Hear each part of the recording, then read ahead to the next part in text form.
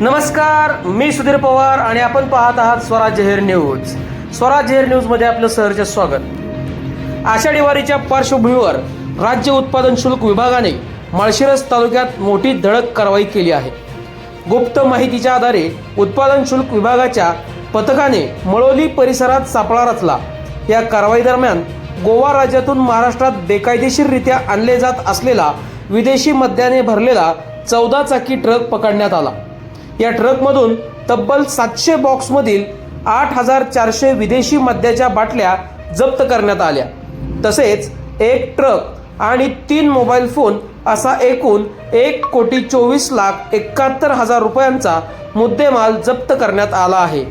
या प्रकरणी 2 आरोपी विरुद्ध महाराष्ट्र दारूबंदी अधिनियमांतर्गत गुन्हा दाखल करण्यात आला असून पुढील तपास दुय्यम निरीक्षक सौरभ भोसले करत आहेत.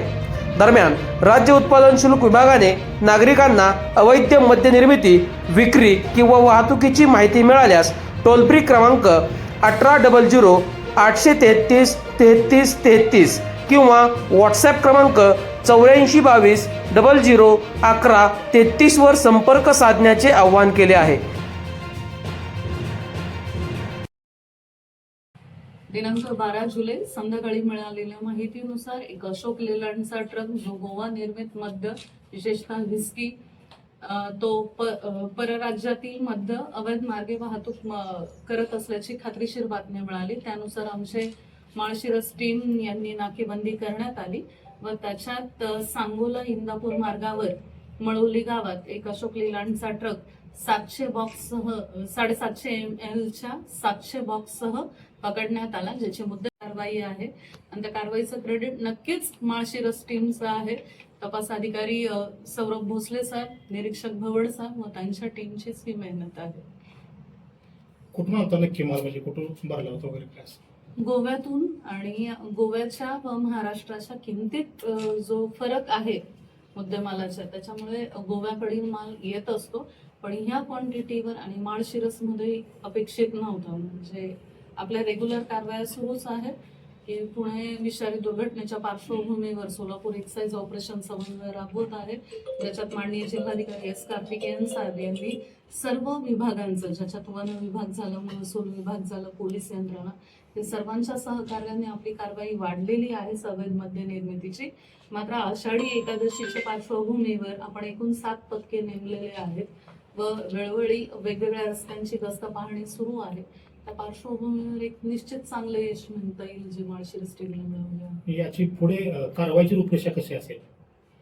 सध्या तरी आता आरोपींना कोर्टात हजर केलं जाईल व पोलीस कस्टडी मिळवण्यासाठी प्रयत्न केला जाईल आणि निश्चितच की जिथून निर्मिती झाली किंवा जी लोक आपल्या जिल्ह्यातली सामील असतील त्याच्यावर कठोर कारवाई करण्यात येईल.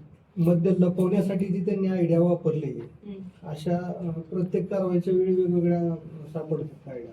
हा, निश्चितच की आता हा प्रकार वाढलेला आहे आणि ही जी मद्य लपवण्याची ट्रिक आहे ही वेळोवेळी ट्रकांमध्ये केली जाते, पण स्पेशली बॉर्डर जिल्हे जे आहेत, म्हणजे कोकण किनारपट्टीचे जिल्हे किंवा धुळे, नंदुरबार, जे की बाहेरच्या राज्यांना लागून आहे, त्या जिल्ह्यांमध्ये असा प्रकार आढळतो. सोलापूरमध्ये मात्र अशा प्रकारची ही पहिलीच कारवाई आहे आणि तुम्ही व्हिडिओ पाहिल्यावर निश्चित लक्षात येईल की त्यांनी एक शुभ कंपार्टमेंट केलेलं होतं. खात्रीशीर बातमी नसती किंवा आमची टीम खात्रीशीर नव्हती, म्हणजे संध्याकाळपर्यंत मलाही बातमी थोडी उशिरा मिळाली, कारण माल निघेल याची खात्री, म्हणजे थोडी साशंकता होती. तुम्ही जर ट्रक पाहिला तर निश्चितच त्यांनीही नवीन पद्धतीचा वापर केला असं म्हणता येईल. गोव्यातून महाराष्ट्रामध्ये आणण्यासाठी किती क्वांटिटी लागते, म्हणजे परवानगी किती क्वांटिटी? अशी परवानगीच नाहीये. राज्य उत्पादन शुल्क हा विषयच राज्याचा असतो, त्याच्यामुळे प्रत्येक राज्याचं उत्पादन शुल्क वेगळं होतं व प्रत्येक राज्याच्या मद्याला धरून असलेले नियम बदलतात.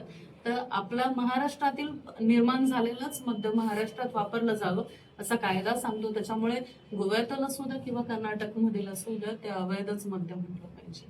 आता ही किंमत आपण दाखवली 1.25 कोटी, हे व्हॅल्युएशन गोव्यातल्या किमतीच्या का आपल्या किमतीनुसार? आपल्या किमतीनुसार 1.25 कोटी. याची मालकावर कारवाई होऊ शकते का मॅडम, वाईनच्या मालकावर? निश्चितच, म्हणजे मूळ उखडून काढणं व तपास नीट करणं हे पुढच्या अनुषंगिक स्टेप्स असतीलच आणि त्याचा निश्चितच शोध घेतला जाईल पुढच्या टप्प्यात. गोव्यापासून कितीतरी चेकिंग नाके येतात. त्याचं कुठं सापडलं नाही का? नाही सापडलं. ते आहे सगळीकडे आपलं आपल्या चेकपोस्ट आहे. चेकिंगमध्ये कुठे तर त्रुटी आहेत असं वाटतं. स्टेट एक्साईजचे चेकपोस्ट आहे आणि दिवसभरात जेवढ्या संख्येने ट्रक पास होतात, तुम्ही ट्रकचा तो व्हिडिओ पाहिलेला असेल, म्हणजे प्रत्येक ट्रक थांबवून पाहणं ही खात्रीशीर बातमी असल्यामुळेच ते शक्य झालं. अदरवाईज ज्या संख्येत आपलं ट्रान्सपोर्टेशन आहे त्या संख्येत, आणि ते बाहेरनं दिसूनच येत नव्हतं. त्या आमच्या टीमने तर सोडलं नाही किंवा खात्रीशीर बातमी असल्यामुळे, अदरवाईज कंपार्टमेंट असल्यामुळे माझ्यामध्ये प्रथमदर्शनी ते कोणालाच लक्षात आलं नसतं. आजकाल गुन्हेगारही नवीन नवीन युक्त्या वापरतात असं आपण म्हणू शकतो. माल मॅडम कुठं चालला होता नक्की? धुळे. धुळे. आता या मालाचं पुढं काय होणार? तर कोर्टात ठरवलं. आपण आता काही लक्ष हे केलं. पण म्हणजे गोवा धुळे नियमित वाहतूक चालली असं दिसतंय. तुम्ही व्हिडिओ बंद केल्यावर चालू शकेल. गावाची बातमी आपल्या कामाची. ताज्या घडामोडींसाठी आत्ताच आमच्या YouTube चॅनलला सबस्क्राईब करा.